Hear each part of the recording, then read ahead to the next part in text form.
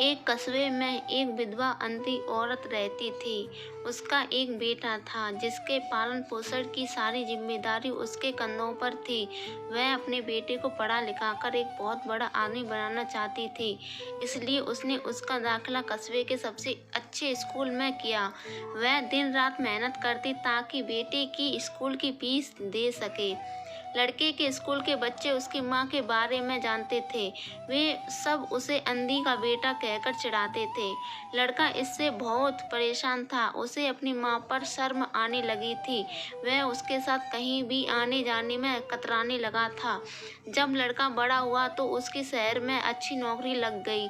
उसने अपनी माँ से वादा किया कि शहर में मकान लेकर वह उसे लेने आएगा, लेकिन वह शहर गया तो फिर लौटकर वापस नहीं आया। उसकी अंधी माँ उसका इंतजार करती रह गई। कई महीने बीत गए, लड़के की कोई खबर नहीं आई। अंधी माँ से रहा नहीं गया और वह बेटे से मिलने शहर पहुंच गई।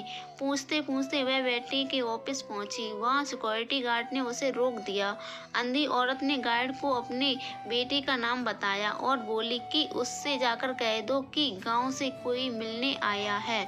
गार्ड ने जाकर उसके बेटे को बताया। बेटे ने ऑफिस की खिड़की से देखा तो उसे अपनी माँ गेट के बाहर खड़ी नजर आई।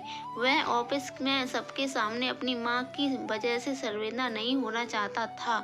उसने कहलवा दिया कि वह ऑफिस में नहीं है। अंधी औरत वहां से चली गई। शाम को वह लड़का ऑफिस से घर जाने के लिए निकला। रास्ते में एक जगह काफी भीड़ जमा थी। वह अपनी गाड़ी रोककर भीड़ के पास पहुंचा तो बीच सड़क पर अपनी माँ को मरा पाया। उसके हाथ में एक चिट्ठी थी जिसमें लिखा था, बेटा बड़े दिन हो गए थे, तेरी कोई खबर नहीं मिली।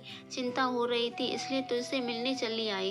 तू तो अब बड़ा आदमी बन गया है, तुझसे मिलने अब शायद मुझ गरीब की किस्मत में नहीं, लेकिन मैं बहुत खुश हूँ तेरे लिए। तूने अपना ही नहीं मेरा सपना भी पूरा किया।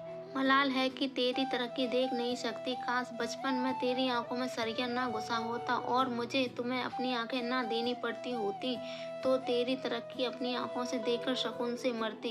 तेरी अंधी माँ। यह पढ़कर लड़का फूट फूट कर रोने लगा। जिस अंधी माँ पर उसे शर्म आती थी, उसने उसके लिए कितना बड़ा बलिदान किया था।